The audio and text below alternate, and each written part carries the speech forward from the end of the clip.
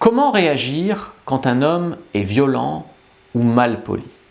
Bonjour à toutes, c'est Fabrice Julien, coach et auteur, notamment auteur du livre Le trouver, le rencontrer, le garder. Et dans cette vidéo, je vais vous apprendre comment réagir quand un homme, votre homme probablement, est violent ou mal poli avec vous. Ce qui est une position délicate, vraiment très délicate pour beaucoup de femmes. Tout d'abord, on a du mal à visualiser des fois la violence quand elle est dans son couple, parce qu'on vit dans une société qui est quand même relativement violente. La société française aujourd'hui est devenue quand même violente, je veux dire, des meurtres tous les jours, des viols tous les jours, des micro-agressions tous les jours, mais il n'y a pas que les femmes qui se font micro-agresser, il y a aussi les hommes. La société dans son ensemble est devenue hyper violente, quand même.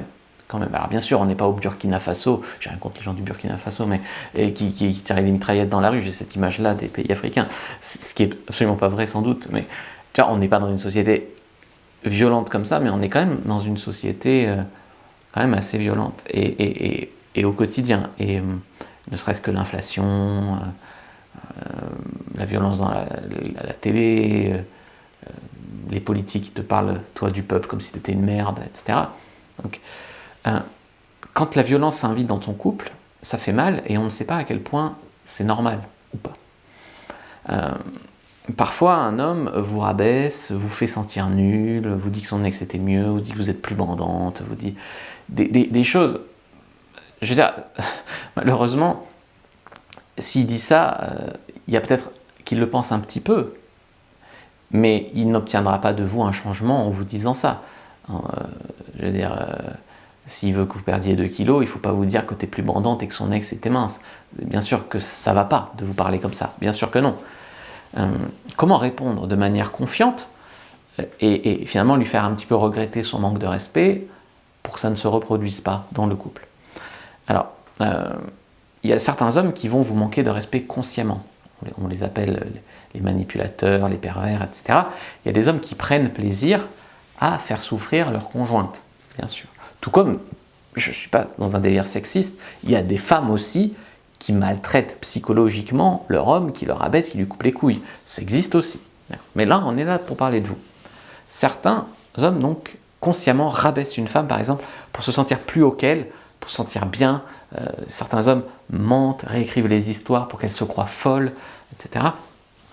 Donc là, ce qu'il faut faire, c'est rester ferme, ne pas répondre et ne pas rentrer dans son jeu. Parce que, ah oui, j'ai pris 2 kilos, je suis malheureuse, il m'aime plus, je ne trouverai jamais un homme, il faut que je m'accroche à lui parce que j'en trouverai pas d'autres parce que j'ai pris 2 kilos, blablabla. Si tu rentres dans son jeu, tu es terminé. Donc, il ne faut pas rentrer dans son jeu. Tu vas répondre, ok, merci pour ce compliment, on en reparlera quand tu seras calmé, d'accord? Ferme, tu mets une limite. Ensuite, un silence confiant. Tu ne vas pas ne pas répondre à son agression. Je veux dire, le silence est puissant, mais tu ne vas pas juste ne pas répondre. Il ne va pas te dire t'es devenu moche et toi tu ne vas pas juste faire silence. Ça c'est un silence de victime, c'est un silence qui retient les larmes, c'est un silence de pleurs.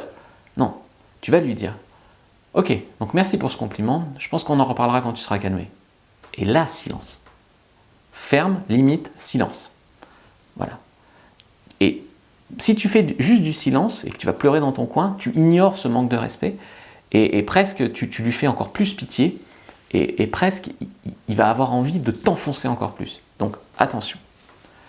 Donc ça, c'est le premier type de comportement déplacé. Le deuxième type de comportement déplacé, c'est si le gars se met à agir un petit peu comme un gamin immature. Je sais pas, il commence à faire gna gna gna. Moi, j'ai payé le supermarché, toi, t'as rien payé. Alors que toi, t'as payé le loyer, par exemple. Ça va pas. Il commence à faire le gamin immature. Ça arrive. Et donc ça, c'est un manque de respect qui, des fois, vous emmène à compter les points, à faire la gamine aussi. Donc, par exemple, et ben, toi, tu réponds « Ah non, ah bon, moi j'ai payé ci, moi j'ai payé ça, moi j'ai fait ci, moi j'ai fait ça, moi j'ai fait ça, et puis ça. » Vous êtes dans un débat puéril qui n'élève pas le débat. Donc, là, ce qu'il faut faire, bien sûr, c'est ne pas vous énerver, ne pas l'insulter, ne pas rentrer dans son jeu et ne pas fondre en larmes, bien évidemment. T'as dit quoi là exactement? Je crois que j'ai mal entendu. D'une voix calme. Cette phrase-là, elle permet de trier les choses. Parce que si toi tu restes calme et que tu parles calme, le mec ça le calme déjà. Et s'il te dit autre chose, ce sera pas sur le même ton. Ça coupe le pattern, si tu veux. Et ensuite ça trie parce que peu d'hommes sont capables de répéter leur injure, on va dire. Donc, attends, je suis pas sûr d'avoir bien entendu là, tu peux répéter?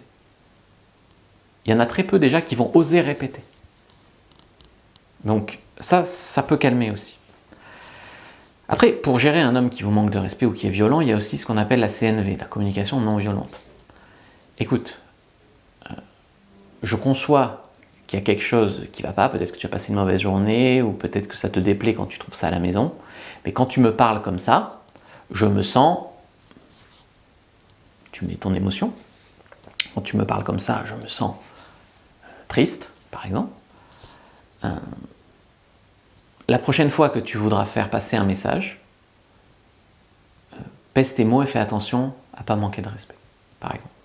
Donc, en gros, quand tu fais ça, je me sens comme ça. La prochaine fois, fais ça et je me sentirai comme ça. Donc, quand tu dis ça, je me sens triste. La prochaine fois que tu veux faire passer un message, fais-le comme ça, je me sentirai de t'écouter calmement, par exemple.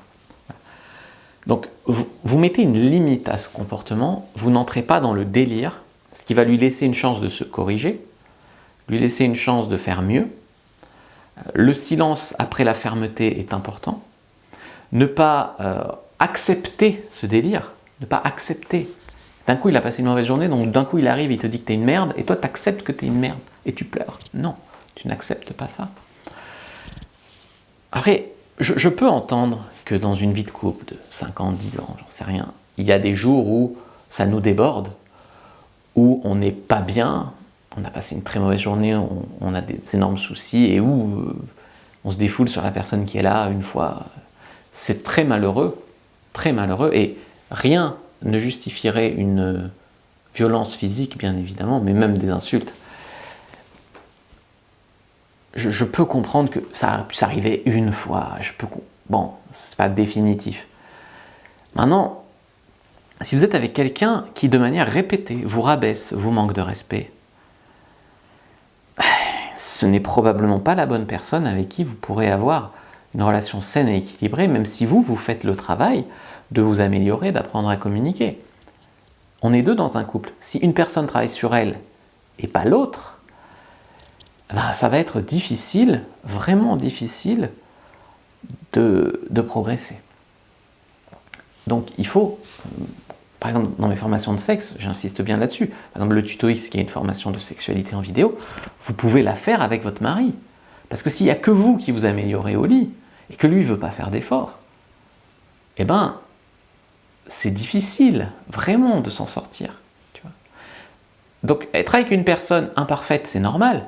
Être avec une personne imparfaite qui a décidé de ne faire aucun effort pour s'en sortir, alors que toi t'en fais, donc le décalage est là, deux personnes imparfaites qui s'en foutent. Une personne qui bosse sur elle pour avoir une relation bien, et une personne qui s'en fout et qui ne fait pas d'effort, c'est là le drame, vous voyez. En tout cas, écoutez, je vous ai fait une fiche sur les red flags, les choses qu'il ne faut pas tolérer chez un homme. Premier lien dans la description de la vidéo, lien en commentaire épinglé. Prenez-la, elle a déjà sauvé des vies, cette fiche. Elle a aidé des femmes à réaliser qu'elles étaient dans une relation violente. Donc, prenez-la. Et s'il n'y a rien à faire, éloignez-vous de ce gars-là. Il y a des tas de gars, peut-être timides, mais gentils, charmants, et qui vous feraient que du bien dehors. Et bien sûr, il y a des immondes salopards, ou il y a des mecs qui ne sont pas des salopards, mais qui finalement deviennent durs et méchants avec la personne avec qui ils vivent, par habitude, par lassitude, etc. En tout cas, prenez votre fiche sur les red flags, premier lien dans la description de la vidéo, lien en commentaire épinglé, commentez, partagez cette vidéo. Moi je vous dis à bientôt, que le dieu de la séduction soit avec vous les amis.